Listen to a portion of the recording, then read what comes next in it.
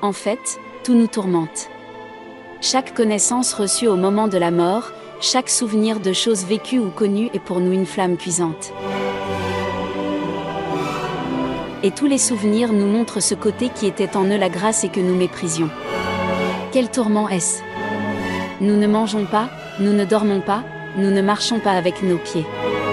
Spirituellement enchaînés, nous regardons avec hébétude, avec des cris et des grincements de dents, notre vie partir en fumée, haïe et tourmentée. Entendez-vous? Ici, on boit la haine comme de l'eau. Même les uns envers les autres. Nous haïssons Dieu par-dessus tout, je veux vous le faire comprendre.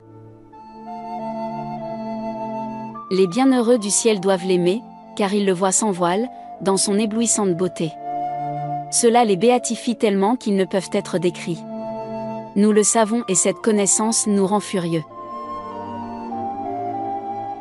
Les hommes sur terre, qui connaissent Dieu depuis la création et la révélation, peuvent l'aimer, mais ils n'y sont pas obligés.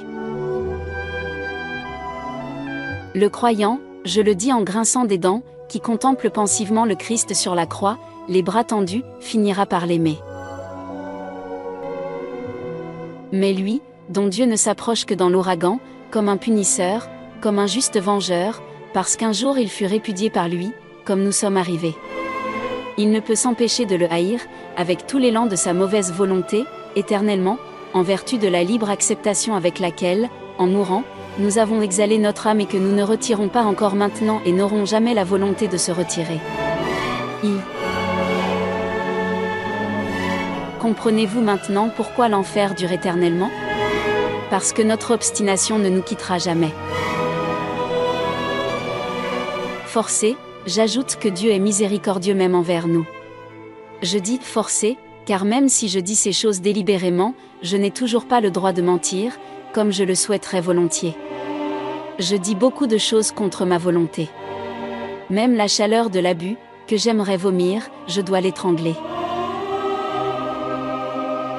Dieu a été miséricordieux envers nous en ne permettant pas à notre mauvaise volonté de s'épuiser sur terre, comme nous aurions été prêts à le faire. Cela aurait augmenté notre culpabilité et notre douleur.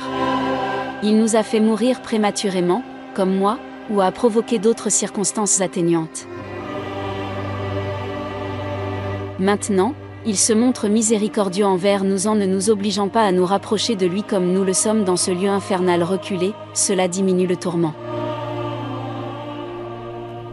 Chaque pas qui me rapprocherait de Dieu me causerait une plus grande douleur qu'un pas de plus vers un bûcher brûlant ne vous en apporterait. Tu as eu peur lorsqu'un jour, au cours d'une promenade, je t'ai raconté que mon père, quelques jours avant ta première communion, m'avait dit « Annettina, essaie de mériter une belle robe, le reste est un canular. » J'aurais même presque eu honte de ta frayeur. J'en ris maintenant. La seule chose raisonnable dans ce battage médiatique était qu'on n'était admis à la communion qu'à l'âge de 12 ans. À cette époque, j'étais assez pris par la manie des divertissements mondains, aussi sans scrupule je mettais de côté les choses religieuses et n'accordais pas une grande importance à ma première communion. Le fait que de nombreux enfants communient désormais à l'âge de 7 ans nous rend furieux. Nous faisons tout notre possible pour faire comprendre aux gens que les enfants manquent de capacités cognitives adéquates. Ils doivent d'abord commettre des péchés mortels. Alors la particule blanche ne leur cause plus de grands dégâts, comme lorsque la foi, l'espérance et la charité vivent encore dans leur cœur burk. Ce truc, reçu au baptême. Vous souvenez-vous de la façon dont j'ai déjà eu cette opinion sur Terre? J'ai mentionné mon père. Il se disputait souvent avec sa mère. Je n'y ai fait que rarement allusion, j'en avais honte. Comme la honte du mal est ridicule. Pour nous, tout est pareil ici. Mes parents ne dormaient même plus dans la même pièce, mais moi avec maman et papa dans la pièce voisine, où ils pouvaient rentrer librement à tout moment. Ils buvaient beaucoup, de cette façon, il a dilapidé nos biens. Mes sœurs avaient toutes deux un emploi et elles avaient elles-mêmes besoin, disait-elle, de l'argent qu'elles gagnaient. La mère a commencé à travailler pour gagner un peu d'argent. Au cours de la dernière année de sa vie, papa battait souvent maman lorsqu'elle ne voulait rien lui donner. Mais envers moi, il a toujours été aimant.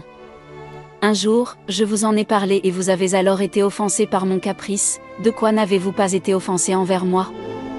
Un jour, il a dû rapporter, à 2 reprises, les chaussures qu'il avait achetées, car la forme et les talons n'étaient pas assez modernes pour moi. La nuit où mon père a été frappé d'une apoplexie mortelle, il s'est passé quelque chose que, par crainte d'une interprétation dégoûtante, je n'ai pas pu vous confier. Mais maintenant, vous devez le savoir. C'est important pour cela, alors, pour la première fois, j'ai été attaqué par mon esprit tourmentant actuel. Je dormais dans une chambre avec ma mère, sa respiration régulière indiquait son sommeil profond. Puis je m'entends appeler par mon nom. Une voix inconnue me dit: « Que se passera-t-il si papa meurt ?